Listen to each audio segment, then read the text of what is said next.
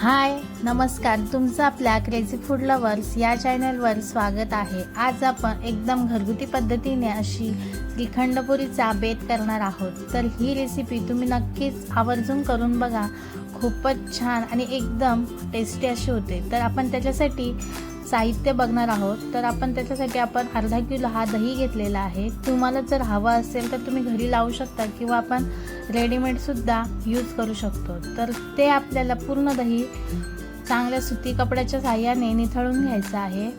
तर आपण एक पातेलीमध्ये मस्त असं कॉटनचं रुमाल घेऊन त्याच्यावर आपल्याला दही पूर्ण आपल्याला पाणी काढून घ्यायचं आहे। तर ही आपण पूर्ण श्रीखंडाच्या चक्क्याची पूर्ण अशी प्रोसेस पाहणार आहोत। तर अशा रीतीने आपण त्याची एक मस्त अशी पोटली बनवून त्याचं पूर्ण पाणी आपण मिनिमम 3 तास तरी आपल्याला हे पाणी काढून घ्यायचं आहे। आणि हे पूर्ण निथळून आपल्याला 3 तासानंतर मस्त असा त्याचा गोळा बनवून घ्यायचा आहे। तर अशा रीतीने आपण त्याची पूर्ण अशी पोटली बांधून घेतलेली आहे आणि मस्त असं 3 तासासाठी आपल्याला ते बाजूला करून ठेवायचं आहे। इथे एक मिक्सरचं भांडं घेऊन आपल्याला त्याच्यामध्ये 100 ग्रॅम एवढी अशी साखर घ्यायची आहे। मिनिमम आपल्याला अर्धा किलो दहीसाठी 100 ग्रॅम साखर इथे यूज करायची आहे। जर प्रमाण जास्त असेल तर साखरेचं प्रमाणसुद्धा आपल्याला डबल करून घ्यायचं आहे। तर अशा रीतीने 3 तासानंतर आपला हा पूर्ण चक्का हा रेडी झालेला आहे। तुम्ही बघू शकता त्यातलं पाणी पूर्ण निघून गेलं आहे आणि पूर्ण दुधाचा अंश म्हणजे दह्याचा पूर्ण असा चक्का बनवून तयार झालेला आहे। तर हे पूर्ण आपल्याला काढून घ्यायचं आहे आणि मस्त असं सॉफ्ट आपला पाणी निथळून झालेला चक्का हा तयार झालेला आहे। तर त्याच्यामध्ये आपल्याला ही आपण बनवून ठेवलेली पिठी साखर आहे ती सुद्धा आपल्याला त्याच्यामध्ये आता घालायची आहे। तर त्याच्यासाठी आपल्या टेस्टसाठी थोडी वेलची आणि जायफळची पूड आपण ती साखरेमधून बारीक करून ठेवली होती ती सुद्धा आपल्याला एक अर्धा चमचा त्याच्यामध्ये घालून घ्यायची आहे।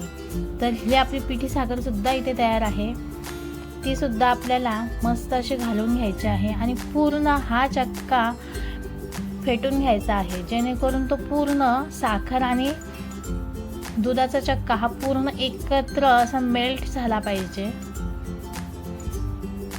मस्त हे आपल्याला मिश्रण एकत्र एकाच बाजूने आपल्याला पूर्ण फेटून घ्यायचं आहे आणि त्याच्यामध्ये आपल्याला 2 ते 3 अशी बदाम त्याच्यामध्ये स्लाइस करून आपण घालणार आहोत। जर तुम्हाला तुकडे हवे असतील तर ते सुद्धा तुम्ही घालू शकता किंवा आपण जेव्हा साखर बारीक केली त्याच्यामध्ये सुद्धा तुम्ही थोडे ड्रायफ्रूट्स घालू शकता। तर अशा रीतीने आपण इथे थोडे स्लाइस करून घेतलेले आहेत, तुम्ही बघू शकता। मस्त असं आपलं श्रीखंड सुद्धा झालेलं आहे आणि त्याच्यावर आपण थोडी केशर घालून मस्त वेलचीचा फ्लेवर देऊन हा श्रीखंड घरगुती पद्धतीने मस्त असं तयार करून घेतलेला आहे।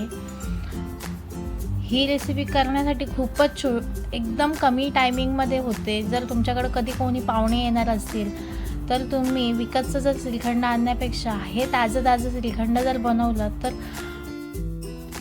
पाहुणेसुद्धा मस्त असे खुश होणार। आणि ही रेसिपी जर तुम्ही मँगो फ्लेवर, स्ट्रॉबेरी क्रश ह्याप्रमाणे सुद्धा बनवू शकता आणि त्या फ्लेवरमध्ये आपण हा श्रीखंड बनवू शकतो। असं मस्त गरमागरम पुरीसोबत आपण हे श्रीखंड पुरीची थाली अशी तयार झालेली आहे।